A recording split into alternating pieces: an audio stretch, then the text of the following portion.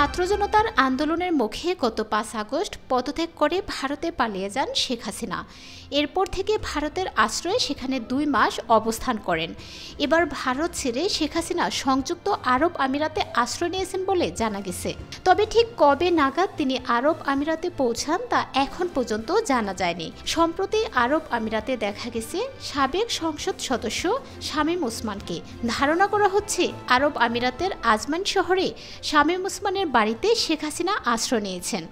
এর আগে একাধিক সূত্র জানায় যুক্তরাষ্ট্র ভারতের কাছে জানতে চেয়েছে শেখ হাসিনা কিভাবে কোন অবস্থায় দিল্লিতে অবস্থান করেছেন। জবাবে ভারত বলেছে খুব স্বল্প সময়ের মধ্যে মধ্যপ্রাচ্যের কোনো একটি দেশে তিনি চলে যাবেন। তার আগে সংযুক্ত আরব আমিরাতে শেখ হাসিনা রাজনৈতিক আশ্রয় চাইলে দেশটি রাজি হয়নি। ব্রিটেন, যুক্তরাষ্ট্র ও মধ্যপ্রাচ্যের অন্যান্য দেশগুলোর মতো সংযুক্ত আরব আমিরাতও শেখ হাসিনাকে রাজনৈতিক আশ্রয় দিতে স্রেফ মানা করে দেয়।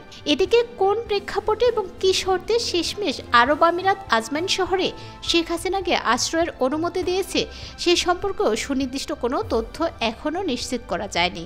আরব আমিরাতের আজমাইনে শেখ হাসিনা ঠিক কতদিন অবস্থান করবেন এবং তার পরবর্তী গন্তব্য কোথায় সে বিষয়েও জানা যায়নি। শেখ হাসিনার বাংলাদেশ ছেড়ে ভারতে থাকার ভিসার মেয়াদও শেষ হয়ে যায় বেশ কিছুদিন আগে। আন্তর্জাতিক কূটনৈতিক মহলে শেখ হাসিনার ভারতে অবস্থান নিয়ে মোদী সরকারকে দেশের ভেতরে বাইরে যথেষ্ট চাপের মুখে পড়তে হয়েছে।